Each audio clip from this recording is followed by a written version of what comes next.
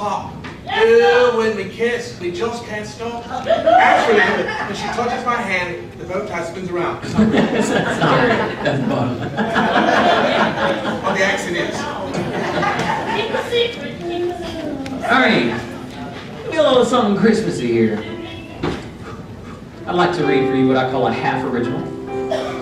I call it a half original because it's half original. It was the night before Christmas, and Santa's a wreck. How to live in a world that's politically correct. His workers no longer would answer to elves. Vertically challenged, they were calling themselves. And labor conditions at the North Pole were alleged by the Union to stifle the soul. 4 reindeer had vanished without much propriety, released to the wild by the Humane Society. And equal employment had made it quite clear that Santa had better not just use reindeer, so Dancer and Donner and Comet and Cupid were replaced with 4 pigs, and you know that looks stupid. The runners had all been removed from his sleigh, the ruts were called dangerous by the EPA, and people had started calling the cops when they heard the sled noises on their rooftops. The smoke from his pipe had his workers all frightened, his fur-trimmed red suit was now called unenlightened.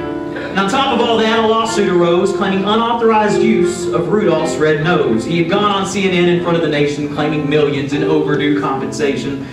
So half of the reindeer were gone, and also his wife, who suddenly said she'd had enough of this life. She joined a self-help group and left in a whiz, demanding that from now on her title was Ms. And as for the gifts, he'd never had a notion that making a choice would cause so much commotion. Nothing of leather, nothing of fur, which meant nothing for him and nothing for her. Nothing, which meant nothing for where I lost my place. Nothing that might be construed to pollute, nothing to aim, nothing to shoot. Sorry, that's bad news in Jasper County.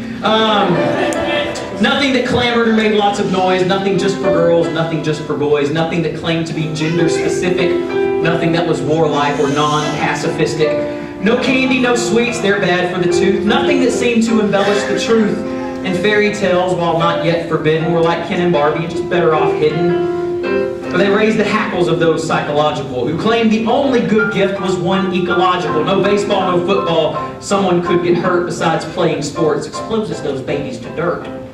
Dolls were all sexist and should be passé, and Nintendo would just rot the child's brain away. So Santa just stood there, disheveled, perplexed. He had no idea what he could do next.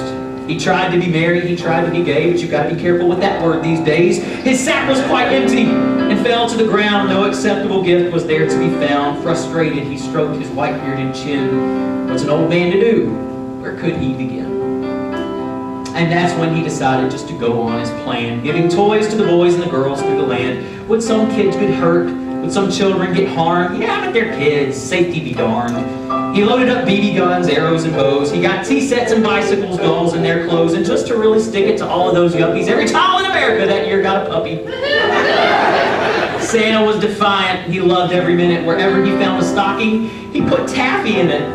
It was the most fun he'd had in 10 years or more, and it's because he remembered what he was there for.